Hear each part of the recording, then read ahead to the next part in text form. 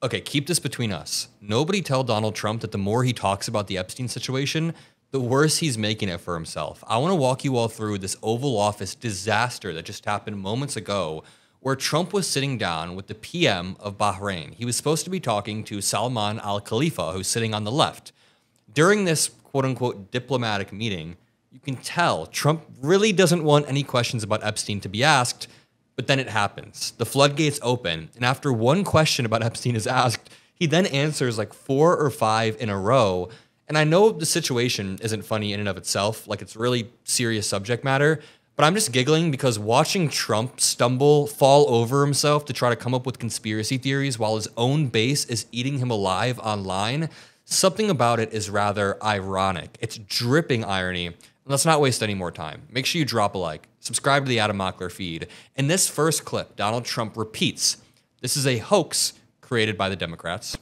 Yeah. Mr. President, I know you want to move past all this intrigue over the Epstein files, but I do want to ask you to clarify something you said this morning. You said this was all a hoax. Has your Attorney General told you this was a hoax? What evidence have you seen of that? No, it's not the Attorney General. No, I know it's a hoax. It's started by Democrats.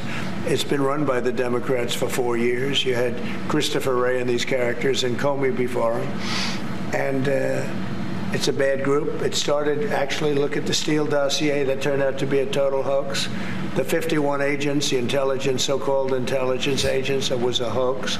It's all been a big hoax. It's perpetrated by the Democrats. And some stupid Republicans and foolish Republicans fall into the net. And so they try and do the Democrats' work. The Democrats are good for nothing other than these hoaxes. They're bad for policy. They're bad for picking candidates that can get elected. Like in New York, we have a communist running. He may get elected too, actually, but he's going to. I like how he immediately cites a Democrat that will likely get elected while saying Democrats can't get elected. But also, Trump is trying to call the Epstein files a hoax that were made up by the Democrats. But his White House brought influencers there to hold up the Epstein files. His DOJ, his Attorney General, said the Epstein files were on her desk. If this is such a made-up hoax, then how come Epstein was arrested and indicted under Trump in 2019, died under Trump in 2019, and then when Trump got back into office, that is when we started talking about this again because of Trump's own administration. So the investigation that happened under Trump, the files that were written under Trump, the man that died under Trump, this is all somehow the Democrats' fault. Like, the most absurd line of logic is that this is somehow Obama-written files. Obama wasn't even the president in 2019 when Jeffrey Epstein was re-indicted and then died in a federal prison. All of this happened under Donald Trump, and all of this was then resurfaced by his administration when they did all of these stunts trying to use the raping of children as a political stunt. It's so disgusting. Trump then attacks his own loyal followers as dumb and says they are doing the Democrats' work.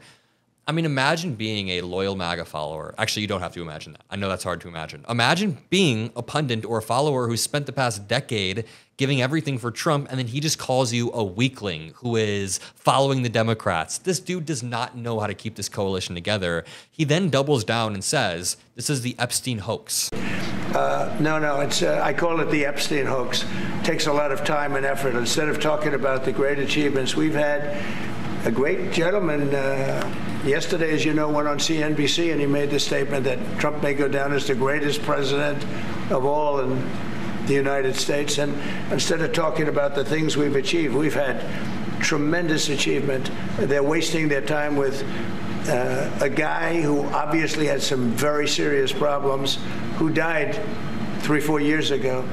I'd rather talk about the success we have with the economy, the best we've ever had, and all of the things we've done, including the Middle East.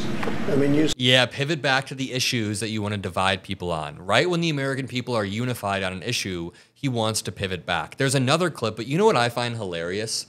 A lot of Trump supporters that I went to high school with or that I follow on social media are now posting and saying, wow, why is Donald Trump posting such an unhinged tirade on his platform? I've never seen him do this. And it's like, dude, Trump has been doing this every day for the past 10 years. You just haven't noticed until it was an issue that you actually pay attention to.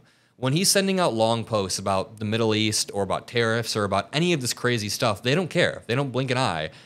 But right when it's about Epstein, they all of a sudden understand.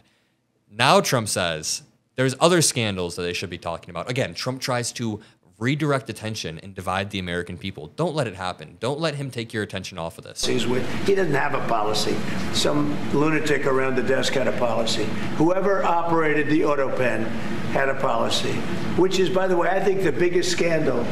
That's the scandal they should be talking about. Yep, let's forget about the sex trafficking ring. Let's forget about the raping of little girls en masse. Let's forget about rich elites covering up their sexual abuse. Let's talk about the auto pen, which every single president has used in modern history, including Donald Trump. It's just such a BS diversion tactic. Then Donald Trump says, I lost a lot of faith in certain people because they got duped by the Democrats. And here's where Trump is digging his own grave. He's been doing this all week, but when you begin to attack your most loyal supporters and pundits as people who are Democratic operatives, or they're getting tricked, or they're dumbasses, or they're weaklings, you're going to lose a lot of good faith. Now, will this split up the MAGA coalition forever? No, but I do think he'll have a lot less dogmatic, cultish supporters. I do think a lot of his supporters will now be able to see the flaws or the lies in a way they couldn't before. Like how they now see that he posts these unhinged posts. Just get waylaid, but I think she's doing a great job, personally. This morning, you mentioned past supporters when you were talking about the Epstein issue. Does that mean that you're effectively disowning any supporters who are now calling? I lost a lot of faith in certain people, yeah. I lost, because they got duped by the Democrats. The Democrats are good for nothing. They've done a terrible job. They almost destroyed our country. By the way, caring about sexual abuse of children, that means you got duped by Democrats. That means you're just a weakling. Here is Donald Trump saying he will only release what Pam Bondi says is credible. But here's the thing. How is Pam Bondi going to unilaterally decide what's credible and what's not? Dude, look at the PM of Bahrain. It's like, I haven't gotten a word in here. I didn't mean to get trapped in a pedophilia questionnaire. Will you ask Attorney General Pam Bondi to release more documents to finally put this controversy to bed? Yeah, whatever's credible, she can release. If a document is credible, if a document's there that is credible, she can release. I think it's good. But it's just a subject. He's dead. He's gone, and. All it is the Republicans, certain Republicans got duped by the Democrats, and they're following a Democrat playbook. And no different than Russia, and all the other hoaxes.